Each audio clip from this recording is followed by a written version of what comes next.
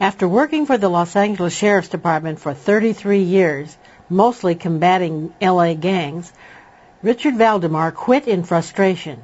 In March of 2004, he gave up and fled to Arizona. Why did he leave L.A. for Arizona? They are where Los Angeles was, 20 years ago. So they still have a chance to stop gangs and drugs and all that. I gave up on L.A.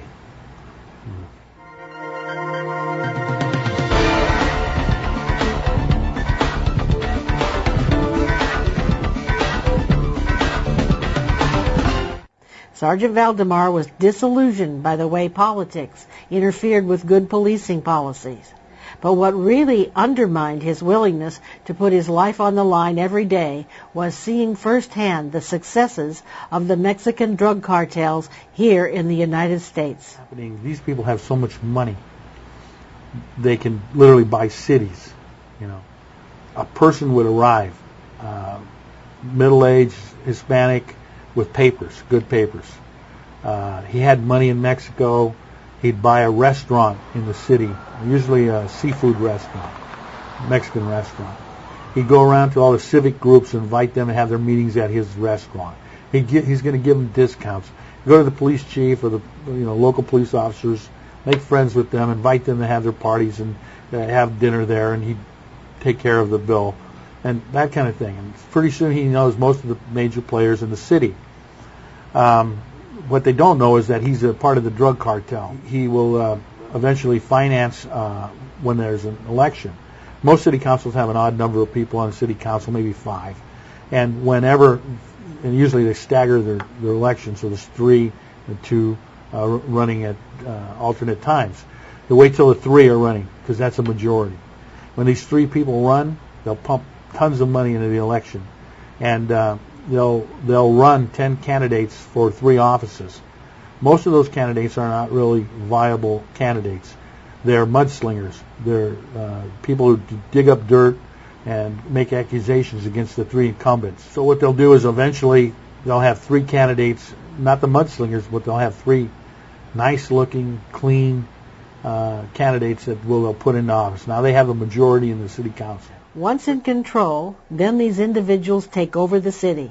Sergeant Valdemar explains how blatant and aggressive they are as they move to take complete control. First thing they'll do is fire the city attorney, maybe the city manager. Then they'll go and find out who their trash contract is with. They'll hire their own. Then they'll start loosening up the regulations, code enforcement. If you look in your community and you have a Hispanic population, you're going to see these things called used tire shops. Usually they'll have a name like Sinaloan tires. You go there and they'll sell you a tire for $5, or used tires that they pull off some salvage vehicle. So if you get a flat in one tire and you don't want to buy 4 new tires, you can go down there and for $5 or $10 or $15 you buy a new tire. They've got 5 or 6 guys working in there, and the thing is pretty big, and they got thousands of tires. Then you start to think, well, what's the rental on this property? A significant amount. Well, how many tires at $5 or $10 a whack would you have to sell before you could, and plus pay your employees and afford your monthly rent? Well, it's a huge amount. Well, that's because they're not making their income from the sale of tires. Sled shops are another one. They have the Jalisco car sales, right? And it's a small car lot run by Hispanics and catering to Hispanics, and they'll have all these vehicles on there, maybe not a lot of them, like maybe 40, 50 cars on the lot. Some of them look pretty good. But as you drive by that location over and over again during the next few years, you'll see that they rarely change cars. And that's because they're not really selling a lot of cars. That's a front. Call them sled shops, or fronts for laundering money. They're making a claim that they're making a huge income from the tire shop, from the sled shop, but they're not. They're washing drug money.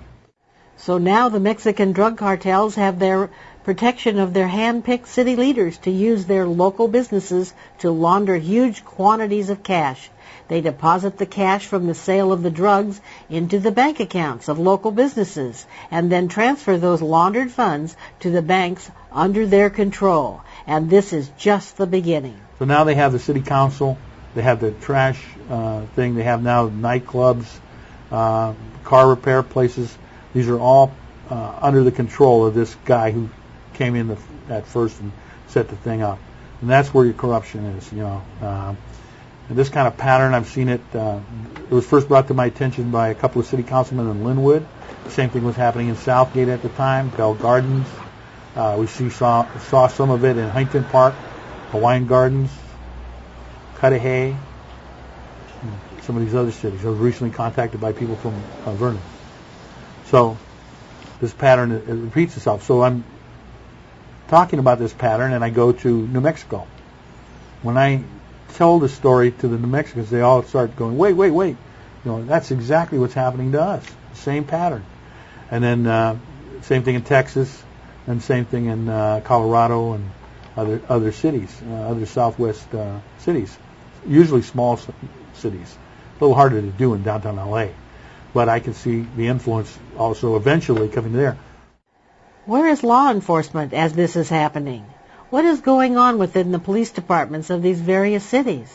Several smaller LA cities have fired their police departments and have contracted with the sheriff's department, supposedly for money-saving purposes.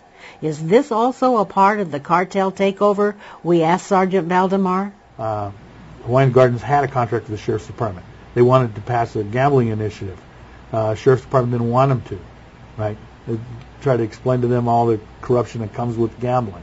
You know, most people just see the casino. They don't see that there's prostitution, loan sharking, murder, you know, extortion, all these things going on around the casino. So we're trying to convince people in Hawaiian Gardens not to do that. They realize that they're not going to get support from us, so what do? They do away with the sheriff's department, start the Hawaiian Gardens Police Department for 1 year, right? Get the initiative passed, get the gambling through, then they cancel the Hawaiian Gardens Police Department and recontract with the sheriff. So that's how they do it. Full Disclosure has discovered an outstanding resources for the LA citizens to learn about corruption in South LA cities on the Internet. Check out watchourcity.com and read all the citizens' reports of corruption on their website. We asked Sergeant Valdemar to explain what conditions have allowed this insidious erosion of our public officials. What are the most important factors that are causing our local governments to fall prey to these evil forces? The lack of enforcement on immigration. There's your first problem, you know. The legal immigrants aren't doing this. That's not them. It's the illegal immigrants who are coming here. Now, our consumption of drugs, you know, where's heroin coming from? Afghanistan, Pakistan, right? And who's growing it? The Muslim radicals who want to destroy us. So we are buying heroin from the very people, supplying them with the money and the weapons they need to destroy us, you know. And people don't see that. Same thing with, you know, cocaine and you know, everything else, all the other drugs. And those fuel the gangs, pay the terrorists, but we continue to consume more drugs than anybody else. And then the immigration, same thing. Let's look the other way. You know, we know what's happening. We know this is all illegal, but we're just going to look the other way. It's the federal government's problem. No, it isn't. It's our community. If you'd like to see this entire interview, you can purchase this program by clicking on the Buy Our Program link on the top of this page.